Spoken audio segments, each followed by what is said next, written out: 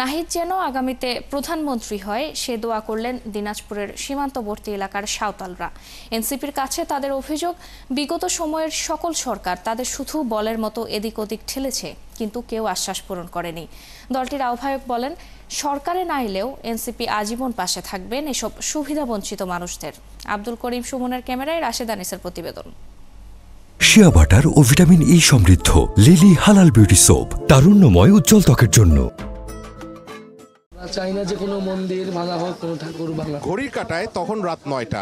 দিনভর কর্মসূচি শেষে যখন কারো শরীরই আর সায় দিচ্ছে না, তখনই স্থানীয়দের দুর্দশার কথা শুনতে দিনাজপুরের সীমান্তবর্তী সাঁওতাল পল্লীতে যান এনসিপির নেতারা। খুব অল্প সময়েই সুবিধাবঞ্চিত এসব মানুষেরা আপন করে নেয় হাসনাত, নাসিরউদ্দিন ও আক্তারদের। দোয়া করে দেন যাতে প্রধানমন্ত্রী হইতে পারে। তাহলে আপনিও বলতে পারবেন যে আপনার কথা রাখছে।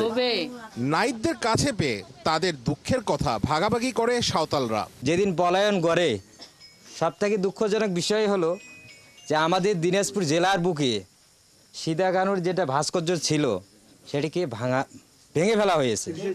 সেটা কে ভাঙলো? যাওয়া আসার সমস্যা হয়, সবাই সাইকেল পায় না, বাচ্চা বাচ্চা দেয়, এগুলো আমাদের ছাত্রছাত্রীরও সমস্যা হয়। আগস্ট মাস থাকে, এই যে বৃষ্টি হবে এই এলাকা একরাতে ডুবে যায়। নাহিদ ইসলাম বলেন, ভোটের মাঠে তারা হেরে গেলেও এসব মানুষদের জন্য সব সময় পাশে থাকবে এনসিপি। সরকারের কাছে জানাবো যে এইটা আমাদের পার্টির দাবি এবং এটা বাংলাদেশের মানুষের দাবি। এই দাবিগুলো পূরণ করতে হবে যে কোনো মূল্যে। কথা বলার সময় সাঁওতালদের ভাষা যেন রপ্ত করলেন দলটির সদস্য সচিব আক্তার হোসেন, আর তা মুগ্ধ হয়ে শুনেছেন সীমান্তবর্তী এসব মানুষেরা। সবকিছু যেন ভালো করে দেয় সরকার, এই দাবিটাই আমরা সরকারের কাছে গিয়ে কভার চাই। আমরা তো আমারগুলা কথা কমান্ড রাখছি, তোমরাগুলা কাই সংকোচ করেন না। আমরাগুলা তোমারগুলার সাথে দেখা করবে আসছি, তোমরাগুলা তো অনেকগুলা বছর ধরে এই জায়গাগুলাতে থাকেন। দিনাজপুর কিন্তু আরো বড় ছিল, এক ভাগ ওই পাশে চলে গেছে, এক ভাগ এই ভাগে। এটা কোনো বিষয় না। বিষয়টা হলো আমরা যেহেতু একটা বাংলাদেশ পাইছি, এখানে সাঁওতাল, বার্মা, চাকমা, মুসলিম, হিন্দু, খ্রিস্টিয়ান সবাই আমরা একসাথে মিলেমিশে থাকবো।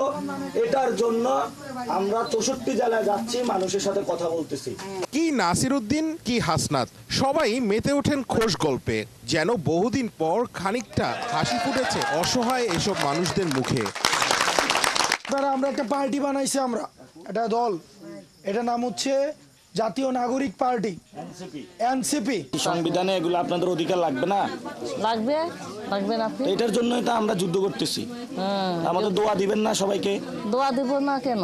আমরা আপনাদের সন্তানের মতো। ঘরে টিভি নেই, তাদের সিংহভাগই চেনেন না নাহিদ হাসনাতদের। তরুণ এই তুর্কিদের ভালোবাসায় মুগ্ধ তারা। সেই মুগ্ধতার শেষটা হয় মিষ্টি মুখে। রাশেদ আনিস, ৭১, দিনাজপুর।